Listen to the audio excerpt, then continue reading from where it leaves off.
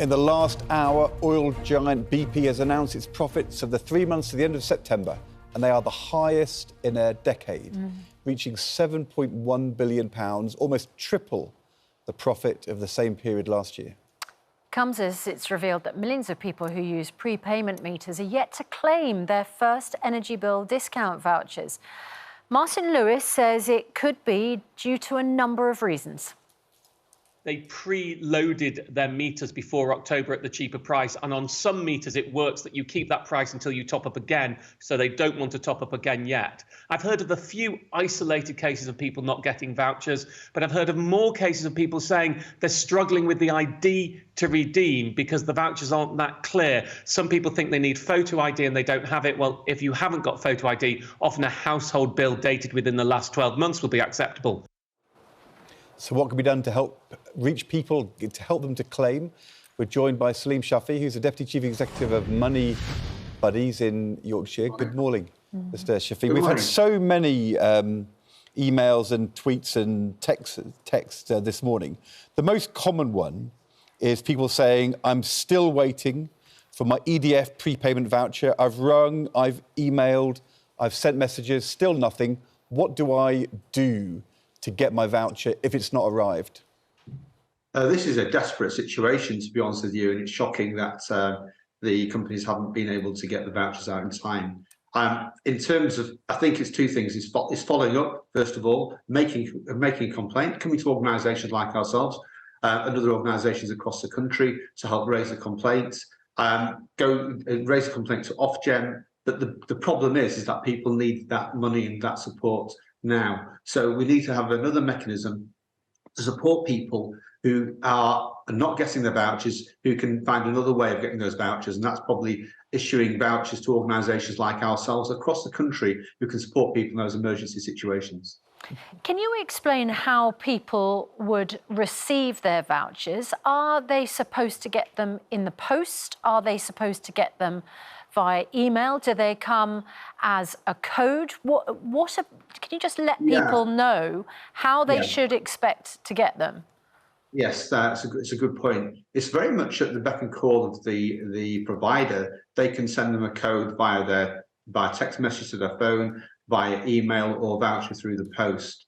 And really, we need to check with the individual providers about that. I think the real problem here, and one of the reasons why people may not be able to be topping up as well, is that so many of our vulnerable clients, so many people on prepayment are really vulnerable. They don't have any money to heat or eat at the moment. So to top up their phones and to use their phones to contact providers is a real issue. And then also you have clients who are really struggling so much that they're not even wanting to open the post because they're scared about what letters they're going to be getting. So we are going to have, sadly, groups of people who are really, really struggling. So it's really important here to support local face-to-face agencies throughout the country, because these are the ones that get to see the real hard cases. It's great to have national telephone centres and taking calls from clients, but they miss out. They generally miss out on reaching those people. So we really need to see more support for local face-to-face advice. Because this is where people go to. They go to the food banks, they go to other independent charities needing help. And these are the organisations that need the support, so they can actually provide a safety net for people when they can't get the money. The problem is, Mr. Shafi, that when you look at our comments, you're saying contact your provider.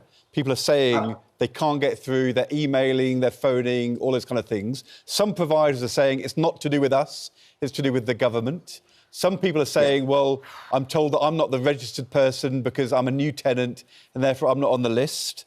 As you say, so many people, Debbie via email, I'm on a prepayment meter, I haven't received a voucher yet, I'm sick from work as I'm getting over breast cancer. I contacted my provider, they didn't have a clue, they said it's down to the government. My advice, personally, is I would ring your Member of Parliament, look in the phone list, go on to directory inquiries, get the MP's phone number, ring them and say, there's a crisis, what are you going to do? And if there are lots and lots of MPs all being rung up right now, today, and they go and say to the Minister, what is going on? The government's going to have to get this sorted out. Because at the moment, it feels like it's complete chaos. I agree with you. I agree with you, Ed, on this point. In fact, we've got the Leeds Debt Advice and Poverty Forum this Thursday, and we'll be making very similar calls. Do get in contact with your MPs. Do shout loud. Also, come to organisations like us. We'll advocate as much as we possibly can do.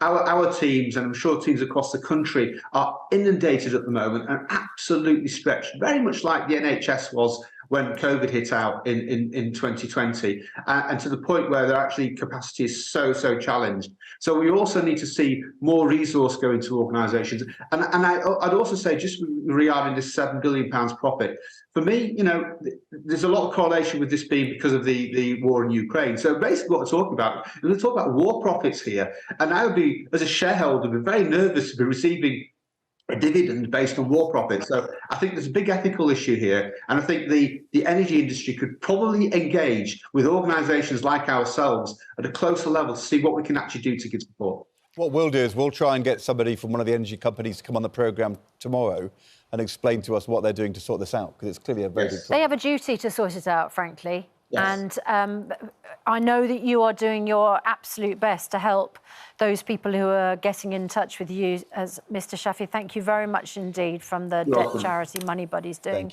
excellent work. And I think, Ed, your point, you're a former MP.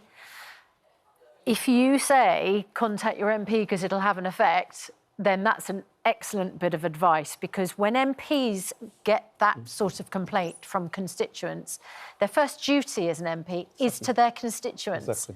And when they get a whole raft of these complaints, and frankly, my heart breaks at the amount of complaints we're getting this morning, and so many people getting in touch to say they are ill, either physically or mentally ill as well, as a result of this, you know, the pressure of paying the bills.